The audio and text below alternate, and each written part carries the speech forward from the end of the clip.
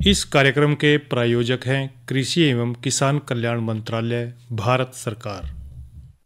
हर जोखिम से निकल कर फसल आए, सुरक्षित हो जाए।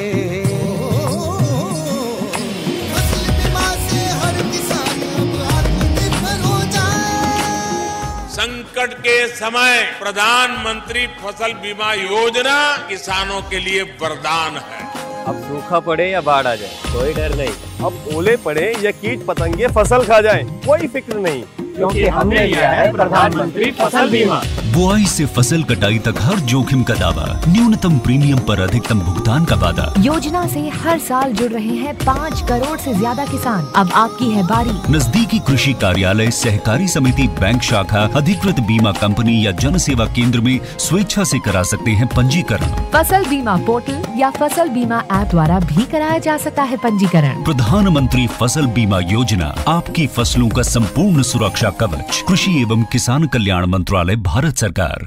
कार्यक्रम किसान वाणी सुनिए सब भैया ने रिसाले भाई की राम राम। कार्यक्रम किसान वाणी और इसमें भाई हम भैया ने जो है ना खेती बाड़ी से संबंधित बात सुनवा है भाई, मौसम के बारे में भी बतावा है और साथ साथ में जो है ना पशुओं के बारे में, और भाई जिस तरह के सीजन चल रहा है बारिश का, और इस बारिश में भाई फसलों के ऊपर भी कुछ न कुछ तो देखो प्रभाव पड़ना जरूरी है। पर इस विषय ने लेकर भाई आज हमने एक बातचीत करी है और विषय भी हमारा यही रहा है कि जो मानसून एवं कृषि प्रबंधन, इस बात न लेकर, और विशेषज्ञ रहे हमारे साथ डॉक्टर ममता, विषय वस्तु विशेषज्ञ, मौसम विज्ञान कृषि विज्ञान केंद्र कुरुक्षेत्र से। तो सबसे पहले आप भाइयों ने सुनवावा है यह बातचीत कि भाई मानसून और कृषि प्रबंधन के बारे में। आज हमारे साथ स्टूडियो में उपस्थित हैं डॉक्टर ममता, विषय वस्तु विशेषज्ञ, मौसम विज्ञान कृषि विज्ञान केंद्र कुरुक्षेत्र से। मैडम जी, आपका स्टूडियो में स्वागत है। जी धन्यवाद। मैडम ममता जी, जैसे कि देखते हैं कि बारिश का सीजन चला हुआ है, मॉनसून भी अपने पूरे जोरों पर है, पर आजकल देखते हैं कि जो विषय वस्तु है अपनी, उसमें हम जिक्र करें कि एक तो मानसून और साथ साथ में कृषि प्रबंधन, ये दोनों बातें हैं आज के सीजन में। पर अब सबसे पहले ये बताएं कि जो मानसून है वो क्या है और इसका क्या महत्व है। जी, हिंद महासागर और अरब सागर से जलवाष्प उठाकर जब हवाएं दक्षिण पश्चिम दिशा में चलती हैं और पूरे भारत में बारिश करती हैं, इसको हम मानसून कहते हैं। मानसून है वो हमारे लिए आजकल बहुत महत्वपूर्ण है जी, क्योंकि भारत की जो अर्थव्यवस्था है वो मानसून पर निर्भर करती है। इस दौरान खरीफ सीजन की बुआई होती है और विशेषतः उत्तरी भारत में धान की। भारत की जितनी वर्षा होती है उसका 80% बारिश मानसून सीजन के दौरान होती है और कुल जो कृषि होती है उसका 60% हिस्सा बारिश के ऊपर निर्भर करता है। और भारत की जनसंख्या अपने जीवन यापन के लिए 57% कृषि पर निर्भर है। तो मानसून है वो हमारे लिए बहुत महत्वपूर्ण है। डॉक्टर ममता, देखिए मानसून का तो जो है ना आगमन हो चुका है, पर पूरे यौवन पे है। पर जो अपना इलाका है यानी कि हम हरियाणा का जिक्र करें तो हरियाणा में इस साल मानसून जो है ना कब पहुंचा।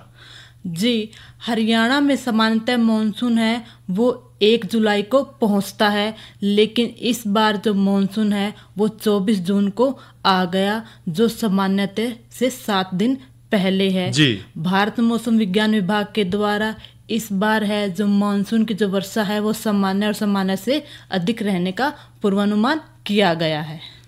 डॉक्टर ममता, जैसे कि सीजन है धान का, धान की फसल और मानसून, वैसे तो देखते हैं कि इसका गहरा संबंध है, पर जो धान की फसल है मानसून का इसके ऊपर क्या प्रभाव पड़ता है।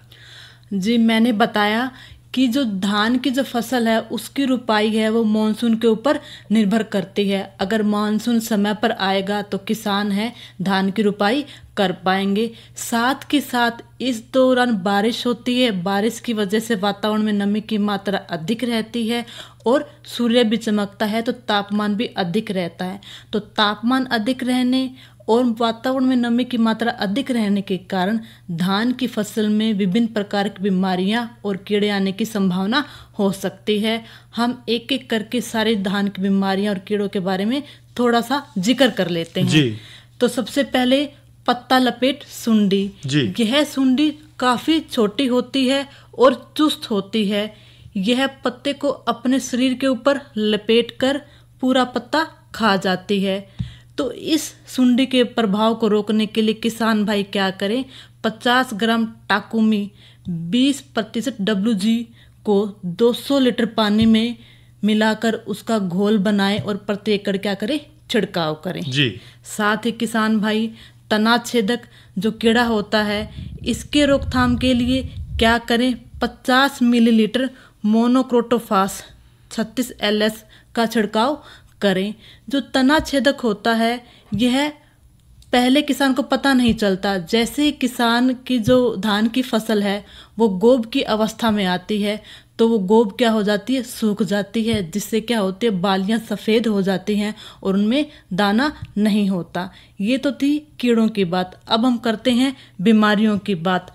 धान की फसल में वातावरण में नमी की मात्रा अधिक होने के कारण विभिन्न प्रकार की बीमारियां आ जाती हैं।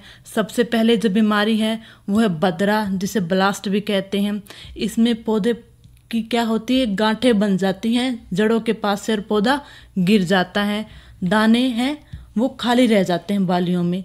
साथ ही पदगलन व बकाने, इसे किसान भाई आम भाषा में झिंडा रोग भी कहते हैं। जी बिल्कुल। झिंडा रोग में क्या होता है कि जो पौधा है वो सामान्य पौधों की अपेक्षा पतला, पीला और लंबा हो जाता है। तो किसान भाई इसके रोकथाम के लिए क्या करें, इस पौधे को देखते ही जड़ से निकालकर फेंक दें या मिट्टी में दबा दें, क्योंकि यह जो रोग है वो बीजोपचार से ही रोका जा सकता है। एक बार यह रोग हो जाता है तो इसका कोई उपचार नहीं है। इसका उपचार यही है कि किसान भाई उसको जड़ से निकालकर फेंक दे या जला दे। साथ ही पर्णछद अंगमारी, जिसे शीत ब्लाइट भी कहते हैं, इस पर पौधे पर मटमैले धब्बे बन जाते हैं जो गोब की अवस्था में दिखाई देते हैं। इसके लिए किसान भाई क्या करें, जो अपने खेत की जो मेड़ हैं उनकी सफाई करें और खरपतवार अधिक हो जाते हैं तो उसका रोकथाम करें, क्योंकि यह जो बीमारी है फफूंदजनक बीमारी है। तो अधिक नमी की स्थिति में जो फफूंद है वो कवक का जाल बना लेती है, जिससे पौधा क्या हो जाता है, गिर जाता है जी। तो ये थी अलग अलग प्रकार की बीमारियां जो धान की फसल में नमी की मात्रा अधिक होने के कारण अधिक फैलती है। डॉक्टर ममता, देखिए मॉनसून का सीजन है, आपने जिक्र किया धान के कीड़े हैं, बीमारियां हैं, पर जो है ना और दूसरी प्रकार की फसलें भी आजकल के मौसम में उगाई हुई हैं, लेकिन वो उनका प्रभाव जो है ना मानसून जो आया हुआ है क्या रहेगा उन फसलों के ऊपर जो दूसरी अन्य फसलें हैं? जी, जैसे है हमारे जो एरिया में है धान के अलावा किसान भाई क्या लेते हैं, मक्का लेते हैं जी, गन्ना लेते हैं। तो जो मक्का की फसल है उसमें सैनिक कीट, जिसे आर्मी वॉर्म भी कहते हैं, अधिक नमी के कारण यह कीट अधिक फैलता है। ऐसे ही सलेटी भुंडी है, थ्रिप्स हैं, हरा तेला है, ये सारे के सारे रोग नमी की मात्रा अधिक होने पर क्या होते हैं, फैलते हैं। किसान भाई क्या करे, अपने जो मक्का की जो फसल है उसमें उच्च जल का निकास करें। साथ ही अगर बीमारी और कीट अधिक नजर आने पर किसान भाई कृषि विज्ञान केंद्र में आए, विशेषज्ञों की राय लें। साथ ही किसान भाई चौधरी चरण सिंह हरियाणा कृषि विश्वविद्यालय की जो समग्र सिफारिशें हैं वो पुस्तिका हैं वो खरीद सकते हैं। पुस्तिका खरीदने के लिए किसान भाई कृषि विज्ञान केंद्र में आकर संपर्क कर सकते हैं। डॉक्टर ममता जी, आपने जिक्र किया कि जो अन्य दूसरी फसलें हैं उनके बारे में, पर देखते हैं कि मौसम जो है ना बारिश का है। इस मौसम में खासकर आप देख भी रहे हैं, बाजार में जाते हैं तो सब्जियां जो है ना काफ़ी महंगी हो चुकी हैं, पर जो बेल वाली सब्जियां हैं बारिश के मौसम में जो है ना वो कैसे प्रभावित होती हैं इस मॉनसून के आने पर? जी, जो बेल वाली सब्जियां हैं जैसे कि घिया, तोरी, पेठा, कद्दू, करेला, इन सभी सब्जियों में मॉनसून के दौरान डैम्पिंग ऑफ आदर गलन जो बीमारी है वो आने की संभावना रहती है। साथ ही फल मक्खी कीट है वो बड़े पैमाने पर फैलता है। किसान भाई क्या करें, ग्रसित जो फूल है उसकर तोड़कर फेंक दे। साथ ही जल निकास का उचित प्रबंधन करें।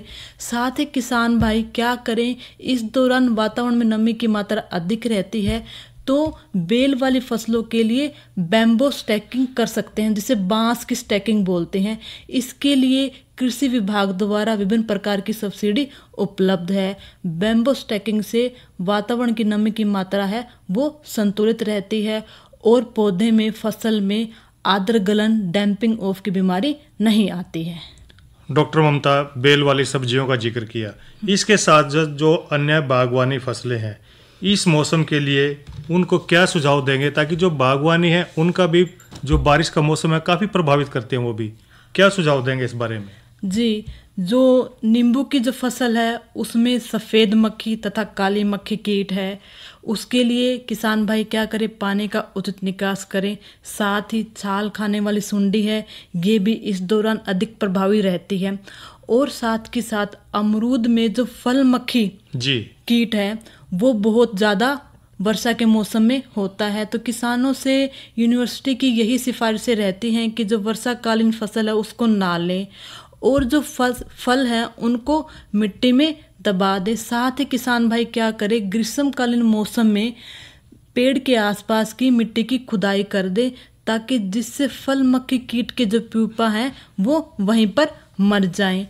आम की जो फसल है उसमें आम का तेला है वो ज़्यादा होने की संभावना रहती है। इसके लिए किसान भाई क्या करे, पानी की उचित निकासी करे ताकि वहाँ पर नमी की मात्रा अधिक बनी ना रहे। साथ के साथ आम का तना छेदक, आम का गोब छेदक है ये ज़्यादा रोग दिखाई देते हैं। इसके लिए किसान भाई क्या करें, तनों और शाखाओं को काट कर जला दें।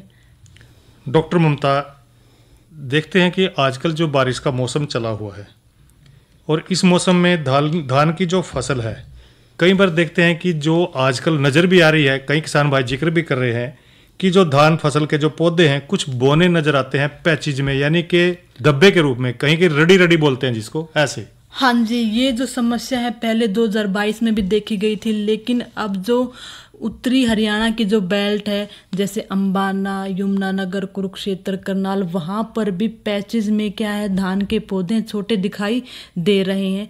इसके लिए चौधरी चरण सिंह हरियाणा कृषि विश्वविद्यालय के जो धान अनुसंधान केंद्र कोल है उन्होंने अपनी राय दी है। उन्होंने बताया है जो धान के पौधे छोटे रह गए हैं उनकी वृद्धि कम होती है, कल्लों की वृद्धि कम होती है, जड़ें कम विकसित होती हैं, जिससे पौधा पानी और पोषक तत्वों को अवशोषित नहीं कर पाता। किसान इसके नियंत्रण के लिए क्या करे, जो संक्रमित पौधा है उसको जड़ से उखाड़कर फेंक दे, खेत को स्वच्छ बनाए रखें, साथ ही जल प्रबंधन करें। लेकिन अगर 5 से 10 जो तेला है वो प्रति पौधा अधिक दिखाई देने लगे तो इसके रोकथाम के लिए किसान क्या करे, छिड़काव करे, क्योंकि यह जो बीमारी है वो किसकी वजह से हो रही है, कीट की वजह से हो रही है, जिसको सफ़ेद पीट तेला कहते हैं। तो इसके लिए किसान क्या करे, चैस है उसका छिड़काव करे। चैस की जो डोज है वो 120 ग्राम चैस WG को 200 लीटर पानी में मिलाकर उसका घोल बनाए और प्रति एकड़ छिड़काव करे।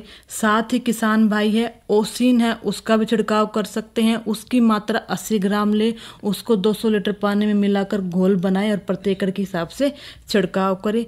साथ ही किसान भाई इसके लिए लाइट लैंप का इस्तेमाल कर सकते हैं ताकि जो तेला है उसके आवागमन का पहले से ही पता चल पाए, क्योंकि यह जो पौधों में वो जो बोनापन नज़र आ रहा है उसके जो पीछे का कारण है सफ़ेद पीठ वाला तेला, वह उसका क्या है, संवाहक है। जी डॉक्टर ममता बहुत अच्छी जानकारी दे, पर इसके साथ साथ खेती का जिक्र किया, पर जो हमारा पशुधन है, बारिश का मौसम है, इस बारिश के मौसम में जो है ना पशुओं के रख रखाव के बारे में भी थोड़ी जानकारी दे ताकि जो किसान भाई हैं या जिन्होंने जो है ना पशु पाले हुए हैं, डायरी का काम करते हैं, इनके बारे में भी जानकारी दें। जी, सबसे पहले तो किसान है वो अपने पशुओं को गलघोटू का टीका अवश्य लगाएं। लेकिन जो बरसात के मौसम में इस दौरान क्या देखा जाता है, जो पशुपालक है उनके नमी की मात्रा अधिक होने की वजह से जो पशुओं के जो थन है उसमें थनैना रोग होने की संभावना हो जाती है। बिल्कुल। एक बार जब यह रोग हो जाता है तो उसके बाद पशु का थन है वो छोटा रह जाता है, उसमें से दूध पर्याप्त मात्रा में नहीं निकलता और जो पशुपालक है उसका जो पशु है पूरी तरह से खराब हो जाता है। तो इसके लिए किसान भाई क्या करे, जैसे ही थनैना रोग के लक्षण नजर आए, इसके लक्षण में ये होता है कि दूध है वो हल्का पीला नजर आने लग जाता है। तो किसान भाई लक्षण नजर आते ही जो पशुपालक है वो पशु के जो थन है वो KMNO4 लाल दवाई का घोल बनाकर उससे पशुओं के थन को धोए। तो यानी कि डॉक्टर ममता पोटाशियम परमैंगनेट। हाँ जी जी, उससे लाल दवाई। हाँ जी जी। तो उससे क्या होगा कि थनैना रोग है वो नहीं होगा। डॉक्टर ममता, आजकल का जो मौसम है बारिश का है, पर इस मौसम में जो है ना आप पूर्वानुमान बताएं, जो किसान भाई हैं थोड़े से सचेत भी हो जाएं। जी, आपने सही क्वेश्चन पूछा। जो पूर्वानुमान ये है 17 से 18 जुलाई तक कुरुक्षेत्र जिले में अधिकतर स्थानों पर हल्की से मध्यम बारिश होने का पूर्वानुमान है। साथ ही फिर 21 से 24 जुलाई तक फिर अधिकतर स्थानों पर हल्की से मध्यम बारिश होने का पूर्वानुमान है। 17 से 24 जुलाई तक पूरे कुरुक्षेत्र जिले में आंशिक बादलवाई रहने, वातावरण में नमी की मात्रा अधिक रहने और तापमान में गिरावट आने का पूर्वानुमान भी लगाया जा रहा है।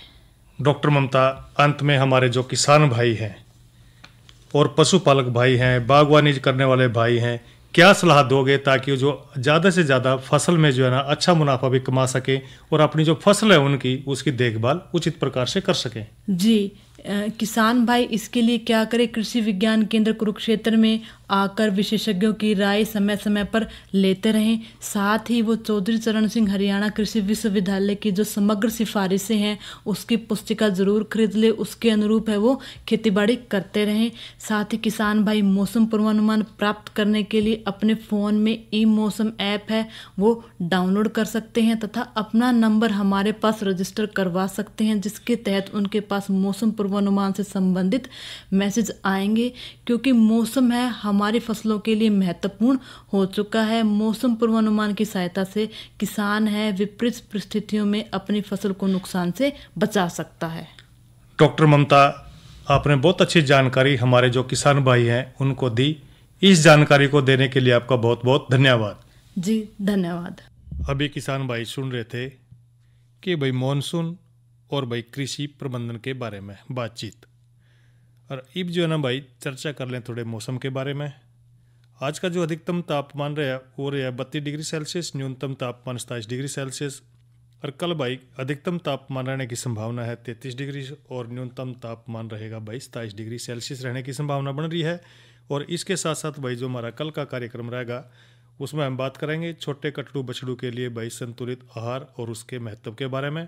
और साथ साथ में आज की नसीहत में बात करेंगे केंचुआ खाद बनाने की विधि पे। और भाई ईब लेंगे थोड़ा सा अंतराल और फिर कराएंगे भाइयों का मनोरंजन।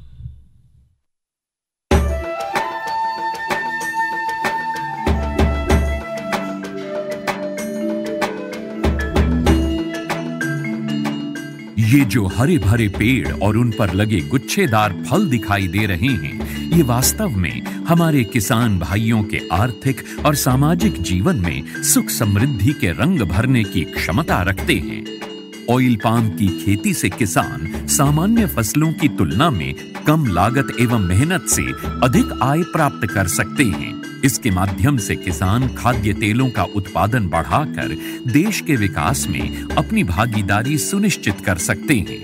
लेकिन ये सब कैसे संभव है, आज इसी के बारे में बताएंगे अपने किसानों को। ऑयल पाम एक बहुमुखी तेल है जिसके कई अलग अलग गुण और कार्य हैं जो इसे बेहद उपयोगी और व्यापक रूप से इस्तेमाल किया जाने वाला बनाते हैं। ऑयल पाम के फल से सबसे अधिक तेल प्राप्त होता है। प्रति हेक्टेयर 20 से 25 टन फलों की उपज देने वाले इसके पेड़ परिपक्व होने के बाद लगभग 30 साल तक फल देते रहते हैं। यही नहीं, इन पेड़ों के बीच अंतर्वर्ती फसलें उगाकर किसान दोहरी आय भी प्राप्त कर सकते हैं। इसके अतिरिक्त सरकार की ओर से भी इसकी खेती के लिए काफी सहायता उपलब्ध करवाई जाती है। भारत सरकार की ओर से 2021-22 में खाद्य तेलों पर राष्ट्रीय खाद्य तेल मिशन, तेल palm national mission on edible oils, oil palm NMEO-OP की शुरुआत की गई। इसके अंतर्गत किसानों को ऑयल पाम की पौध सामग्री, अंतर्वर्ती खेती एवं रखरखाव, ड्रिप सिंचाई, डीजल, बिजली, सोलर पंप सेट, बोरवेल, फल कटाई उपकरणों एवं पुराने पौधों की पुनः रोपाई के लिए सब्सिडी प्रदान की जाती है। इस मिशन के अंतर्गत किसानों को 1 से 5 लाख तक की राशि प्रति हेक्टेयर की वित्तीय सहायता उपलब्ध कराई जाती है। सरकार द्वारा ऑयल पाम की पौध सामग्री के लिए 20 से 29 हज़ार रुपये प्रति हेक्टेयर की सहायता मिलती है। इसके अलावा भी सरकार पहले 4 साल तक 42 हज़ार रुपये प्रति हेक्टेयर की सहायता अंतर्वर्ती फसल एवं रखरखाव के लिए भी मुहैया कराती है। इस मिशन के अंतर्गत ड्रिप सिंचाई के लिए 30 हज़ार रुपये प्रति हेक्टेयर की सहायता अतिरिक्त दिया जाता है। साथ ही किसानों के लिए फसल कटाई मशीन और ट्रैक्टर ट्रॉली की खरीद के लिए भी सहायता का प्रावधान है। कुछ किसानों के मन में ये शंका है कि ऑयल पाम के पेड़ों की सिंचाई के लिए अधिक मात्रा में पानी की आवश्यकता होती है। ये पर्यावरण के लिए ठीक नहीं है। कुछ ये भी कहते हैं कि ये धरती के उपजाऊपन के लिए भी हानिकारक हैं। किंतु जिन किसानों को ऑयल पाम की खेती से आज लाखों रुपए की वार्षिक आय प्राप्त हो रही है, उनका कहना है कि ये सारे संचय निराधार हैं। ऑयल पाम का खेती में दान और गन्ने से कम पानी लगता है। इसमें गवर्नमेंट का तरफ से ड्रिप सिंचाई के लिए पैसा भी दिया जाता है। मैंने 2015-16 से ऑयल पाम की खेती की है और इससे पर्यावरण को कुछ नुकसान है नहीं। और इनका जो पेड़ पौधा होता है, इनसे हम मल्चिंग भी यूज करते हैं और इनका यूज से हम काफ़ी सारा ज़मीन में नमी लेते हैं। और इनके अंदर इंटरक्रॉप जो है, जो कपास वगैरह लगाते हैं तो हम डबल गुण आय लेते हैं और अच्छा रहता है। ऑयल पाम की खेती के लिए मुझे सरकार ने पौधे सीडलिंग देते हैं। वो जब बड़ा हो जाता है, जो फल जो देता है, हर महीने सरकार उसी फल खरीदने के लिए एक रेट बना के देते हैं। उन्हीं रेट पे कंपनी खरीद लेते हैं। मैं काट के इकट्ठा कर देता हूँ, कंपनी उठा के ले जाते हैं। ऑयल पाम के लिए सरकार उत्पादों की तत्काल खरीद करती है। साथ ही सरकार एक वायबिलिटी मूल्य भी घोषित करती है, ताकि यदि भाव अचानक गिर जाए तो उस अंतर का भुगतान सरकार किसानों को करती है। सच तो ये है कि ऑयल पाम की खेती हमारे किसानों को और अधिक समृद्ध और ग्रामीण अर्थव्यवस्था को और अधिक सशक्त बना रही है। आप भी इसकी खेती और सरकारी सहायता का लाभ उठाएं और अपनी आर्थिक स्थिति को बेहतर बनाएं।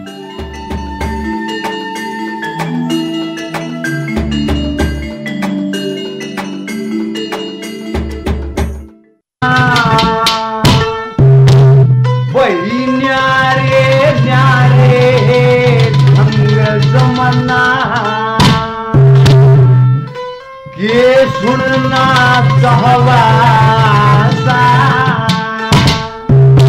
ये दुनिया का रंग दंग देख मन भद्रद न्यारे न्यारे दंग जमान ये सुनना चाहवासा दुनिया का रंग देख मैं झूमत रहा।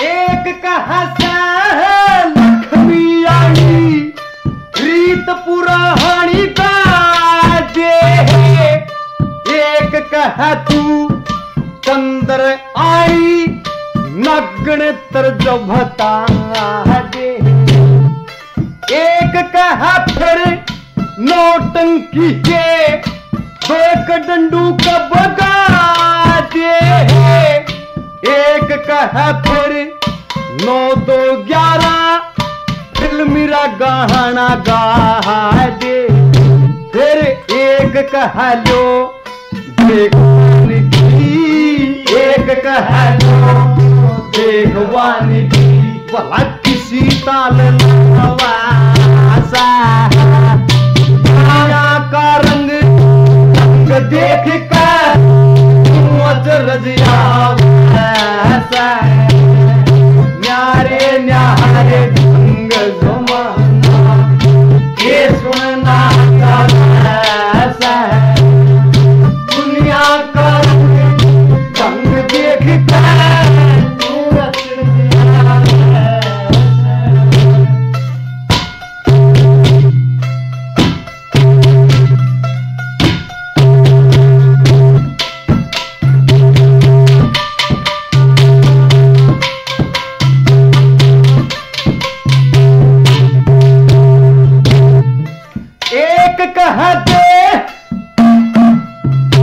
वही एक कहा दे छोड़ कथाया मेरी न समझ में आई। एक कहता राचंद गाजे का गाजरा मीरा भाई। एक कहा आज रात तना वृथा है गुमाई। एक कहा तू ठीक बोले अड़ा बैठे लोग लुगाई। वही एक कहयू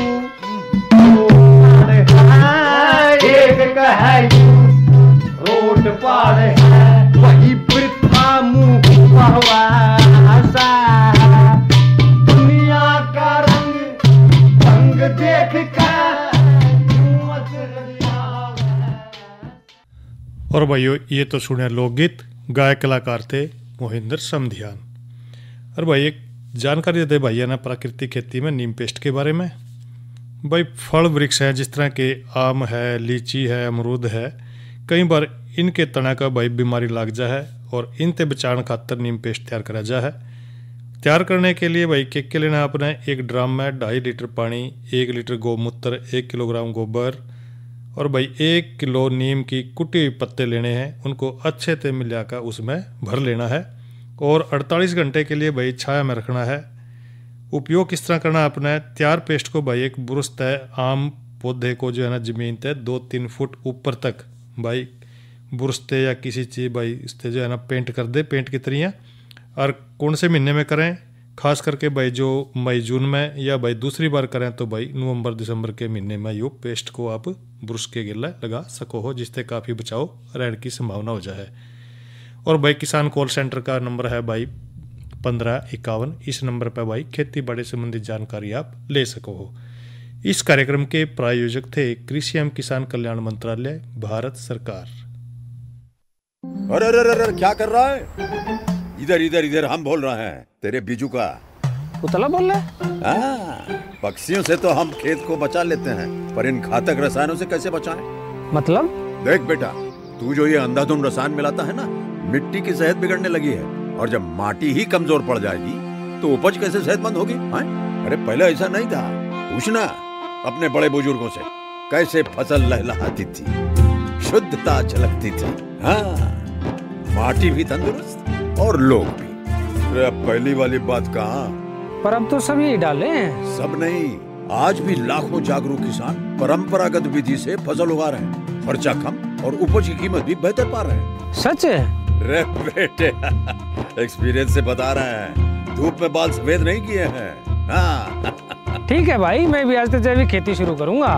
माटी से प्रेम की परंपरा है परंपरागत खेती। और भाई इसी के लिए कार्यक्रम किसान वाणी संपन्न हो रहा है। रिसाले बाना दो इजाजत। अच्छा भाइयों, राम राम।